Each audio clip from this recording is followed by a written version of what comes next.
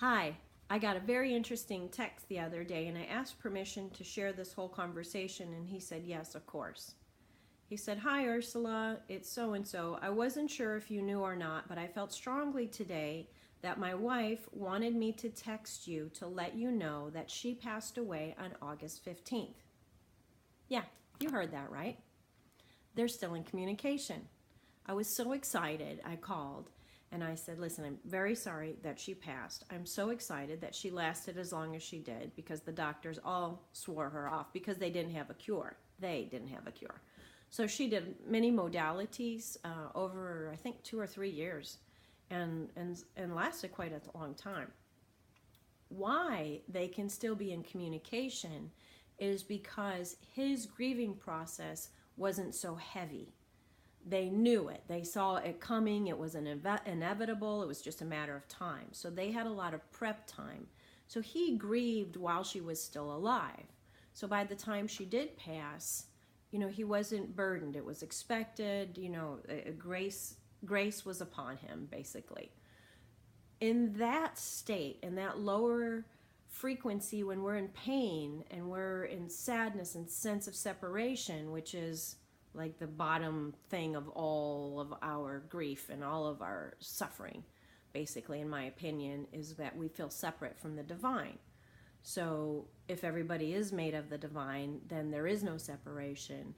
So when we can heal out that sense of separation and understand that love, I'm so excited about this, love is the eternal.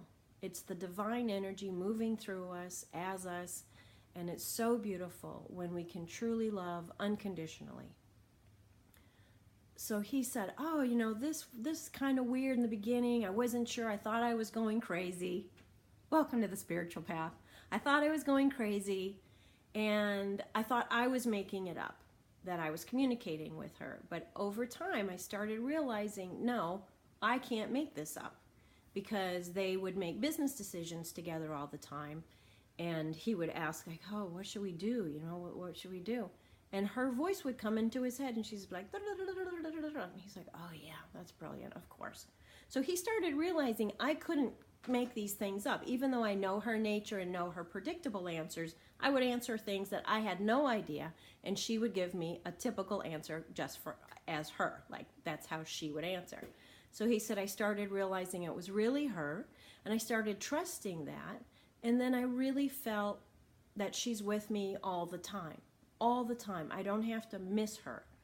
And even, going forward and looking at other relations and things like that, I still feel like it's not a weird thing. Like she's in a different kind of way. And it is true. When we pass, there's a different frequency that we have. And we don't have attachment. We want our people to be happy. So that's, she'll be free to let him go like that and still stay in his life as needed, so to speak. So I just wanted everybody to know that there is no separation when we finish the grieving process. And it's normal. It's our human process. Normal, normal, normal. Don't think like, oh, I'm not going to be sad. You're going to be sad. You're going to be angry. There's a lot of emotions that we have to process.